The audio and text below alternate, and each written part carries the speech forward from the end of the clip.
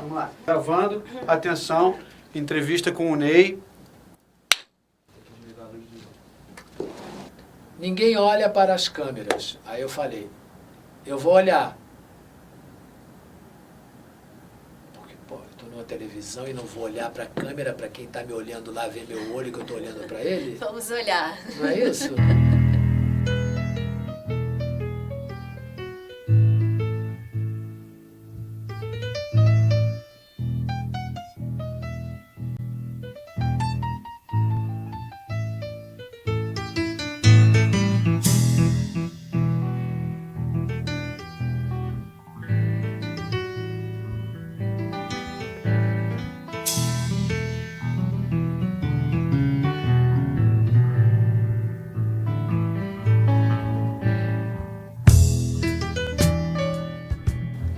Olá pessoal, conectado na Multirio, o Curtição já está no ar. Eu sou Ana Martins e hoje vamos conversar com o cantor Ney Matogrosso sobre o grupo Secos e Molhados. Oi Ney, tudo bom? Tudo bem. Obrigada por ter vindo. Curte som. Curte som. Secos e Molhados foi um grupo vocal e instrumental de rock e MPB formado em 1972 na cidade de São Paulo, que apesar de sua breve duração, é considerado um dos mais importantes de todos os tempos, tendo batido todos os recordes de venda e público no país. Conta pra gente um pouquinho sobre a história do grupo, em que ano que começou, como foi esse início, quem eram os integrantes. Olha, temos que começar bem do comecinho mesmo. Eu era amigo da Luli. A Luli morava em Santa Teresa. E a Luli dava aula de violão. Então, quando faltava algum aluno, ela me chamava lá e me botava cantando. Então, a Luli era a única pessoa que sabia que eu cantava, que me ouvia cantar, que tirava aqueles tons que eu cantava, que eram estranhíssimos para um homem, e conheceu o João Ricardo, que já tinha tido um grupo chamado Secos e Molhados, mas que não tinha dado certo. Se conheceram num lugar chamado Cortiço Negro, que era um lugar que fazia música lá em São Paulo. Em São Paulo, é. E aí eles compuseram o Fala, a Luli fez a letra do Fala, fez o Vira. Ele disse para ela que ele estava procurando um homem que tivesse voz aguda, porque ele queria fazer um trio vocal, mas não queria botar uma mulher. E ele não achava um homem de voz aguda. Eu não imaginava que eu seria cantor. A minha onda era muito mais teatro. E aí ele me convidou para ir para São Paulo. E falei, tô aqui.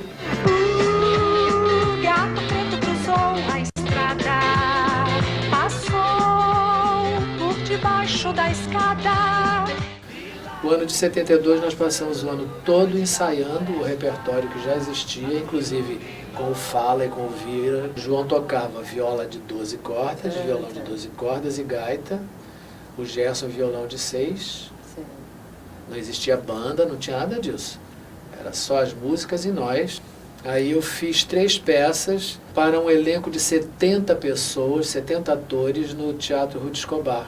E aí eles souberam que eu tinha esse grupo e perguntaram se eu não queria fazer 3 dias ali.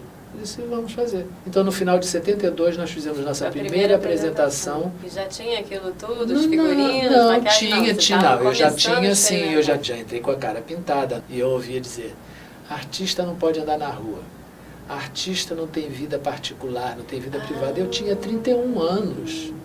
Como é que eu ia perder? Uma estratégia para não ser reconhecido. Sim, como é que eu ia perder o direito de andar na rua? Algumas pessoas acham que você se inspirou no David Bowie, é verdade? Não, minha inspiração foi no Kabuki. E tinha uma coisa assim, quando eu comecei as primeiras vezes, eu era mais vestido. Mas eu sentia muito calor, porque como eu inventei uma história de dançar, eu não sou dançarino. Eu comecei a me mexer, fiz uma roupa, sabe assim, mas aí comecei a sentir muito calor, eu disse, não pode ser roupa, não pode ser calça. Aí eu inventei aquela roupa de franja, que eu usava só um tapa-sexo e por cima eu comecei a botar coisas penduradas no corpo, assim, né? Que aí me liberava, sabe? E eu percebi também que aquelas coisas todas amarradas e penduradas, cada movimento, o movimento era ampliado. Então foi uma coisa que eu fui descobrindo também, né? Agora, dizem que foi o Kiss, mentira, o Kiss eu não ia existia. perguntar sobre isso, não, mas uma Kiss polêmica. não existia. Mas também tem o oposto, que eles copiaram você. Sim. E aí, então, o Zé tinha 2 futuros Kiss hospedados na casa dele. Ele mostrou uma foto nossa e disse assim, olha, eles só se apresentam maquiados, ninguém sabe quem eles são. E que um deles disse assim, não, que ideia boa. Basta você ver, porque todos os discos têm o ano que foram lançados. O dos Secos e Molhados foi em 73, o Kiss foi depois. Completamente. Então não tinha como imitar algo que não existia. Até aquela língua de fora, quando eu acabava de cantar Ouvir, eu fazia uma careta para o público e botava a língua de fora. Até isso. E assim, o som de vocês, como é que a gente pode classificar? Além de ser vocal, o que seria? Olha, eu ouvindo hoje em dia os Secos e Molhados, eu acho que é um rock progressivo, porque uma música se desdobrava em 2, 3 ritmos diferentes. Agora, não era uma banda de rock, porque tinha música só com violão, música só com piano, mas o choque era de uma banda de rock. Quem delira sem ter febre, sou o par e o parceiro das verdades. A desconfiança.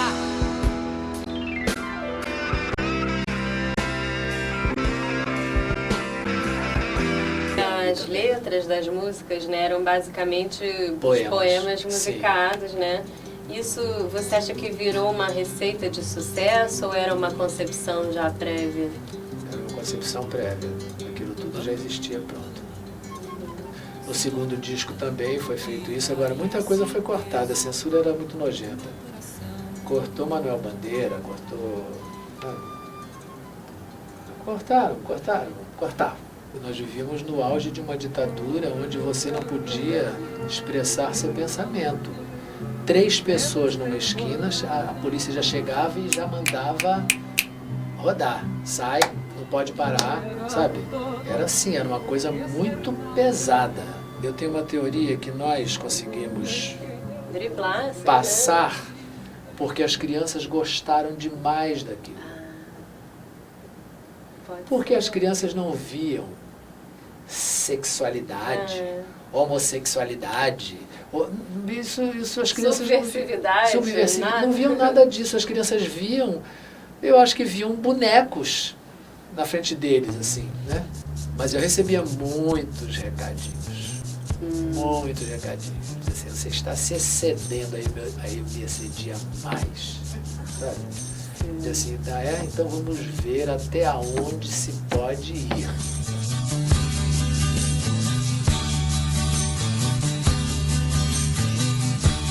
Jurei mentiras e sigo sozinho. Sobre a capa do disco, né, que foi bastante impactante, né? Tinha a cabeça de vocês numa mesa, como se fossem, né, serviços num banquete e tal.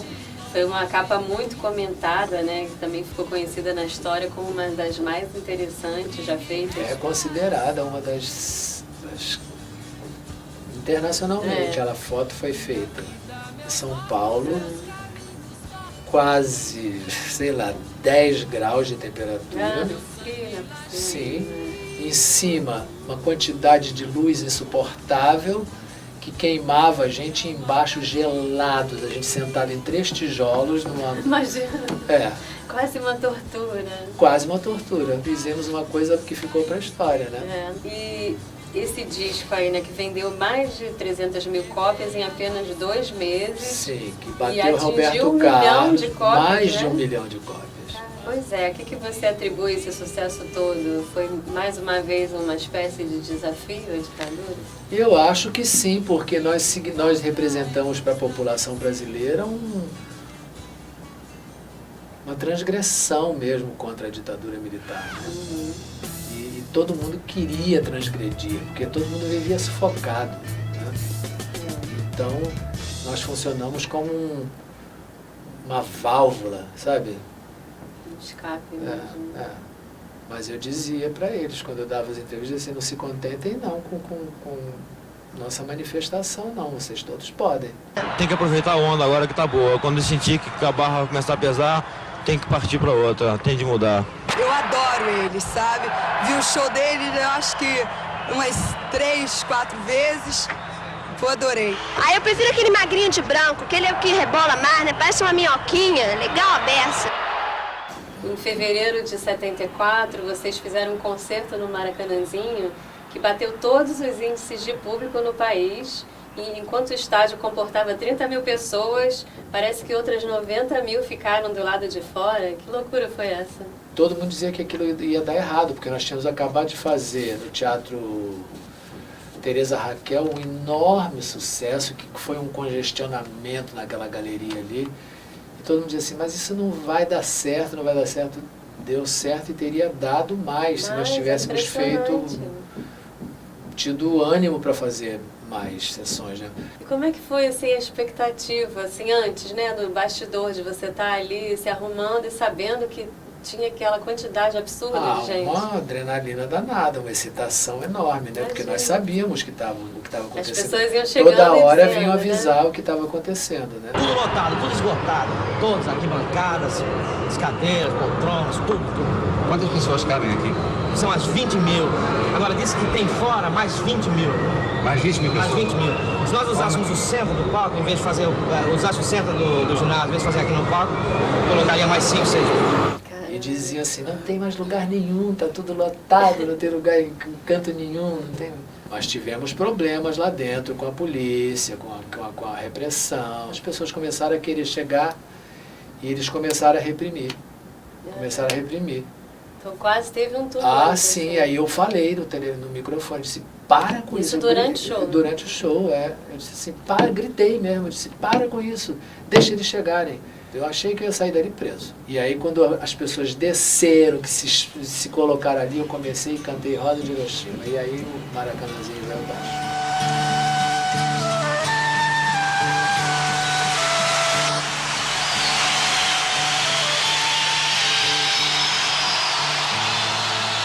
Pensei nas crianças mudas, telepáticas.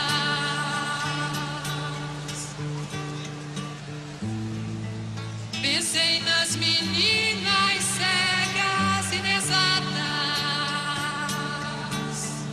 Em 74 também vocês saíram em turnê internacional, né, que foi essa do México? Foi essa do México. E conta mais pra gente como é que foi a receptividade lá fora. Olha, nós fomos para fazer apenas um programa de televisão. O disco foi lançado inteiro em português, né? Mas foi tanto sucesso essa apresentação que nós tivemos que ficar mais uma semana lá para fazer no outro fim de semana, né? Foi muito sucesso mesmo, sabe?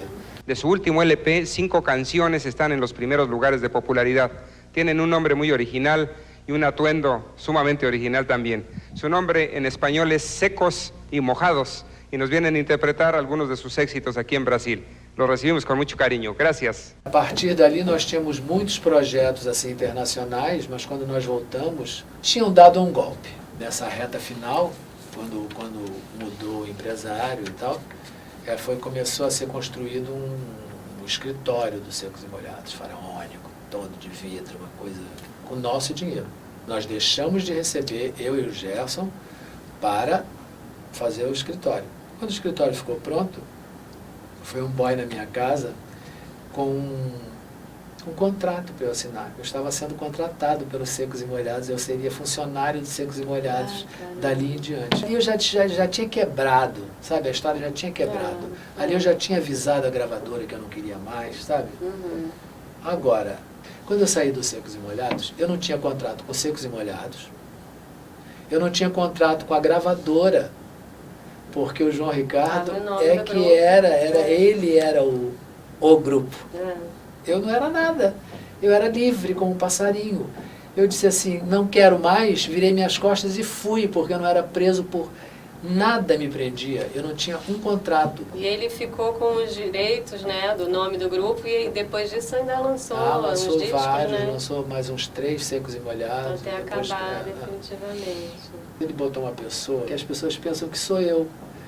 Então, saiu pela culatra. Em vez de dizer, olha, um novo cantor, não, as pessoas pensavam que era eu. Eu saí em agosto de 74, em março de 75 eu estava estreando um show novo. Pois é, foi uma libertação? Sim, uma libertação. Eu fui cantar tudo que me interessava. Imagina, agora você podia decidir tudo, né? Deus salve a América do Sul. Desperta, ó claro e amado sol. Deixa correr qualquer rio que alegre esse sertão. Essa terra morena, esse calor, esse campo, essa força tropical.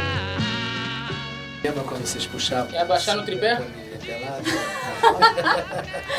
Gente, eu acho Lembra que... disso? Olha, Vocês perdão, passavam gente. correndo por mim, arriavam minha açúcar. Ela e Isso é coisa de carinho. Não, e aí eu deixava, eu disse assim, bom, Não. vou fazer. Aí falei com essa amiga, eu vou deixar, elas querem olhar, elas estão puxando e olhando, eu vou deixar. Isso é coisa Era de muito Clarinha e engraçado, Maria. aquele bando de criança. Não, eu era Maria tá com as outras, que eu era muito tímida, sempre fui muito tímida. Eu achava engraçado e eu deixava, porque não tinha nada demais, né? Eu não achava nada demais, você é tão curiosas. Agora, quem teve essa ideia de gerir? Uma das três. É isso aí? Essa coisa Eram da 3 pra Clarinha, pensar, essa coisa né? de ser Clarinha, já pequena, já pervertida. A ovelha negra da família. Eu falei pra Joyce, É isso aí? vocês estão arriando minha roupa aqui. E depois Não fui dizer eu, que eu me que estava defendo, me exibindo, né?